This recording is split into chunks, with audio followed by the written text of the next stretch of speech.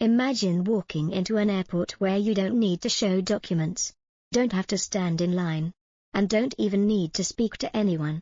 In just a few seconds, the system knows who you are, where you're going, and your path forward is already cleared. For many Americans, that sounds like a scene from a science fiction movie. In China, it is already everyday life. What truly shocks the world is not a single device, but how everything is connected into one seamless system. Streets know where you are. Vehicles know which way you're about to turn. Your phone is no longer essential when your hand itself has become your wallet, your key, and your identity. Robots are no longer confined to laboratories. They are in factories, hospitals, schools, and even spaces people once believed only humans should occupy. This is not a story about a few experimental cities or flashy tech demos meant to impress.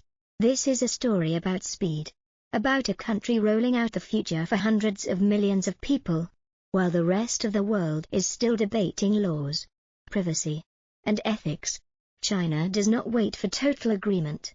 They build first, adjust later, and accept that mistakes are the price of moving fast. For American audiences, this is where the story becomes uncomfortable, because it touches a very real fear. What happens when the most efficient model is not the most free one? When convenience is engineered so deeply that people no longer notice how much data they leave behind? And when the future doesn't arrive as a dramatic breakthrough, but quietly turns into a daily habit? The question is no longer what China is building, the question is whether, if this proves to be the fastest way to create a smoothly functioning society, the rest of the world has the patience to choose a different path. To understand why China can roll out technologies that leave the world stunned, you have to look beyond individual products and ask how the system was built from the start. China does not treat technology as a collection of isolated inventions. It treats it as infrastructure, like roads, electricity, water, or logistics networks. Technology is seen as the backbone of national life, not an optional convenience. For decades, China has invested in things that many other countries considered too expensive or too risky. Dense camera networks, centralized population data, fully digital payment systems, and nationwide telecom coverage are not the result of a short-term trend. They are the product of long-term thinking, where the state, corporations, and local governments are pushed to cooperate rather than compete. When every piece is designed to connect, speed stops being surprising. Another key factor is how China experiments. Instead of waiting for a perfect legal framework, it allows large-scale trials in selected areas. Cities become living laboratories. Self-driving taxis do not just run a few demo loops. They complete millions of real trips in daily life. Biometric payments do not stay in tech expos. They are built into supermarkets, subways, and public services. When a model works well enough, it scales fast. This creates an advantage that many other countries struggle to match. The data is not only massive, it comes from real situations. Algorithms are trained not on simulations, but on the actual behavior of hundreds of millions of people. Systems improve quickly, but the line between experimentation and everyday life becomes blurred. Citizens are both users and data sources, often with few alternatives. For American audiences, this difference is fundamental. In the United States, technology often moves first and is then slowed by law, regulation, and public debate. In China, technology and governance advance together, built on the assumption that order and efficiency come first. This does not make one model morally superior to the other, but it explains the speed gap. Fewer barriers mean a wider road forward. Even if the cost appears later, scale matters as well. When a technology is deployed to hundreds of millions of people, the cost per user drops sharply. That allows China to turn once expensive tools like facial recognition or service robots into mass-market solutions. Scale also creates intense domestic competition. Companies are forced to innovate constantly just to survive, while the state acts as referee and sometimes as the rule maker itself. This efficiency does not come from perfection. The system moves fast because it accepts failure, self-driving accidents, recognition errors, and privacy controversies are not entirely hidden, but they are often addressed after deployment. The philosophy is clear. Moving slowly means falling behind, and in a world of fierce competition, falling behind is seen as the greater risk. That is where the uncomfortable questions emerge. When everything is connected into a smart network, who controls that network?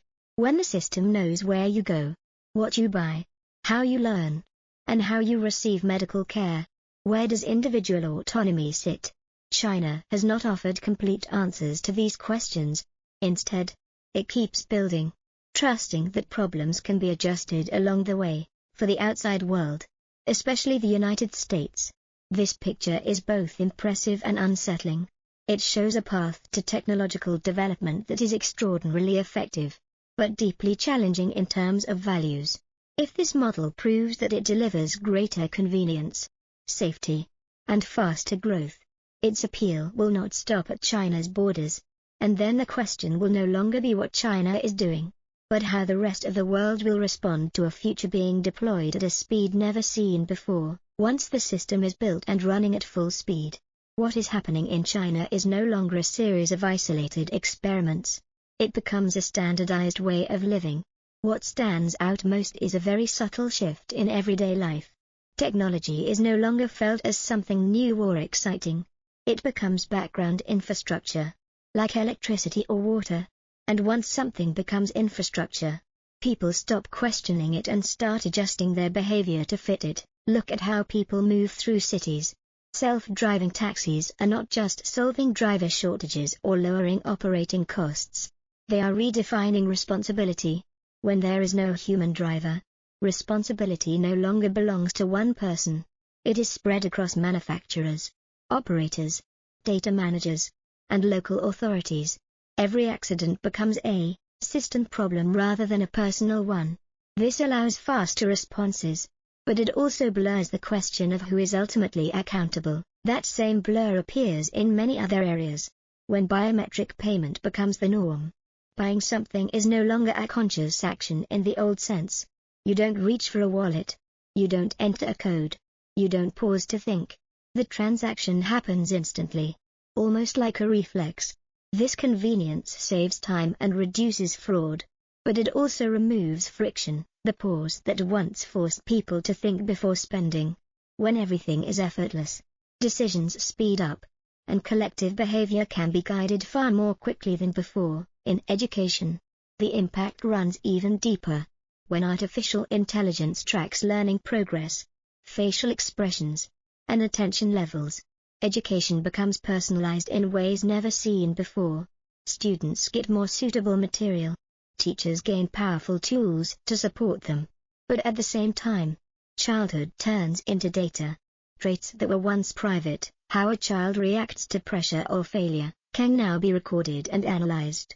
The question is how long that data follows a person, and whether it will be used to support them or to judge them. In healthcare, the benefits and risks are even more tightly intertwined.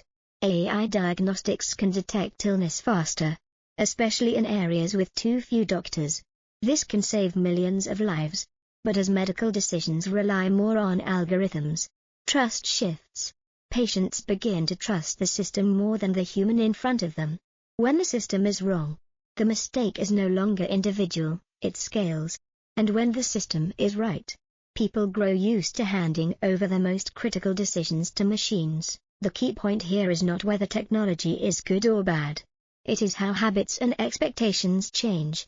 When society becomes used to everything being fast, smooth, and precise, tolerance for delay, error, and uncertainty drops sharply. That pressure flows back into the system. The system must become even more perfect to meet rising expectations. And to do that, it needs more data, more control, and deeper integration. For American audiences, this is a crucial moment to pause and reflect. The United States also pursues technology, but usually allows public debate and market resistance before full adoption. China shows a different path. Efficiency first. Deploy fast. Adjust later. This creates clear short-term advantages, but it also locks society into a path that is hard to reverse. When an entire generation grows up inside such a system, choosing to return to a slower, less integrated model becomes extremely difficult. What is happening is not just a technology race. It is a race between social models. One prioritizes individual rights and step-by-step consent. The other prioritizes system efficiency and large-scale deployment. Both have strengths and weaknesses. But when one model delivers visible gains in speed and convenience, its appeal spreads quickly, and this is where the story moves beyond China. As other cities begin asking why they cannot run just as smoothly, and as people start comparing levels of convenience, pressure to change will grow. Not everyone wants to live in a society optimized to that degree, but once a new standard is set, staying outside it becomes an increasingly expensive choice, as the benefits of the system become familiar. The other side of the picture begins to come into focus. This is the point where the story is no longer about technology, but about power. Because when everything is connected into one seamless network, power no longer lives in individual decisions. It lives in the ability to see the entire system at once. In China, data is not just an economic resource. It is the foundation of governance. When traffic, payments, education, healthcare, and public services all flow into a single data stream, authorities gain a detailed, real-time picture of how society functions hour by hour. This makes rapid responses possible. Pandemics, congestion, fraud, or instability can be detected far earlier than in traditional models, but that same visibility creates a form of power the world has never seen at this scale. The issue is not whether this power exists, but how it is controlled. When a system knows where you are, what you do, how you spend, and who you interact with, the line between management and surveillance becomes very thin. For many people in China, this trade-off is accepted because the benefits are tangible. Cities feel safer, services move faster, life feels less chaotic. In that context, privacy becomes a flexible concept, shaped by how much convenience the system delivers, but that flexibility carries long-term risk. When people grow used to a system that is always right, always knows more than they do, the ability to question and self-direct can slowly weaken. Decisions are no longer debated in public. They are optimized by algorithms. And when an algorithm is wrong, the mistake is hard to spot, because it is hidden beneath millions of correct outcomes. This kind of risk is difficult to detect until the damage has already spread. In education and healthcare, this danger is even clearer. When AI recommends learning paths or treatment plans, people tend to trust the result because it is based on massive data sets. But data reflects the past, not the future. If society changes, if values shift, algorithms can continue reinforcing outdated norms without anyone noticing in time. At that point, the system is no longer just managing the present. It is quietly shaping the future. For American audiences, this is where the deepest unease emerges. The United States has a long tradition of skepticism toward concentrated power, especially when it is tied to surveillance. In the Chinese model, power does not appear as a single person or agency. It appears as total integration. That makes criticism and reform far more complex. You cannot simply switch off one technology without disrupting the entire network. What is striking is that China does not avoid these concerns. It approaches them differently. Instead of asking whether the system should be built, it asks how the system can serve stability and development. In that worldview, privacy risks are seen as manageable costs, not reasons to stop. The difference is not about individual morality. It is about social priorities. This is where the story reaches a critical fault line. When a model proves effective at scale, it becomes attractive to other countries, especially those struggling with weak infrastructure and poor governance. They may look at China and see a shortcut. Build first, debate later, efficiency now, privacy later. What is often overlooked is the level of internal control, institutional capacity, and social acceptance required to keep such a system from spiraling out of control. Without trust in institutions, without strong data governance, and without real mechanisms for correction, Adopting a highly integrated system can lead to abuse or breakdown. China can operate its model because it accepts a very high level of centralized power. Transplanting that model elsewhere without the same foundations can produce unpredictable consequences. The most important question is not whether China is right or wrong. It is that China has pushed the debate about the future of society far ahead of the rest of the world. When technology allows control at unprecedented levels of detail, the question is no longer what we can do, but what we should do, and who gets to decide. China has answered that question through action.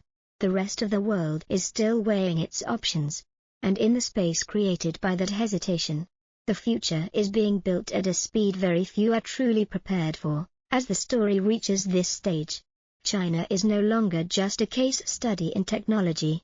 It has become a global stress test for how human societies may operate in the data age. What China is doing does not stop at its borders. It creates pressure, raises questions, and forces choices on the rest of the world. The first thing to recognize is how far this model can spread. When a system proves it can reduce congestion, boost efficiency, limit fraud, and improve public services at massive scale, it becomes very hard for other countries to ignore. Cities across Asia, Africa, and Latin America are beginning to look at China not as an exception, but as a workable template for places with limited resources, staff shortages, and intense population pressure. Data-driven centralized governance offers a very practical appeal, but alongside that appeal comes a question many governments prefer not to face. Do they actually have the capacity and discipline to control a system this powerful? China can operate it because it accepts a high level of centralized authority and deep state involvement. In countries with weaker institutions, the same technology could easily become a tool for corruption, abuse of power, or unchecked surveillance. In that case, the problem is not the technology itself, but who holds the switch, and who is accountable when the system fails. For the United States, the challenge is even more complex. America is not only competing on technology, but on models of society. One model places individual rights, open debate, and the rule of law first. The other prioritizes system efficiency, rapid deployment, and correction during operation. There is no clear winner in the short term, but this competition forces the US to confront a difficult question: can it maintain innovation speed without sacrificing the core values that have shaped American society for generations? What stands out is that China is not waiting for America to decide. It keeps building, testing, and exporting standards. From electric vehicles and batteries to cameras and smart city software, solutions designed for massive scale are becoming default options in many parts of the world. Once standards are set, latecomers must adapt. This is how technological power works in the 21st century, not through force, but through efficiency and availability. At the personal level, the impact is just as deep. When people grow used to a world where everything is smooth, fast, and highly personalized, tolerance for inconvenience drops sharply. That creates invisible social pressure. Citizens begin demanding more from their governments and companies, faster, better, more precise. As expectations rise, slow models built on debate, fragmentation, and limited integration become harder to defend politically. This is the point where the story stops being about what China is doing, and becomes about how the world will respond. Some countries will try to adopt pieces of the technology while drawing firm data boundaries. Others will move faster, accepting trade-offs to solve urgent problems, and some will try to stay outside the trend altogether. Even as that becomes harder once new standards take hold, what matters is understanding that no option is risk-free. Moving fast carries risks of surveillance and concentrated power. Moving slowly risks falling behind and losing competitiveness. China chose speed and is living with the consequences of that choice. The rest of the world is still weighing its options, but time does not favor those who hesitate too long. When you step back and look at the full picture, what truly shocks the world about China is not robots, self-driving cars, or biometric payments. It is the consistency of its vision. China is not building disconnected tools. It is building a structure where technology, governance, and daily life are tightly fused, and that structure leads to the final question for every country, every society, and every individual. If the future can be optimized until life becomes easier than ever before, what are you willing to trade to enter it? Privacy, slowness, the feeling of personal control. China has answered that question through action. The rest of the world, sooner or later, will have to choose as well. As this story comes to a close, what should remain is not shock at the speed, nor a vague fear of technology.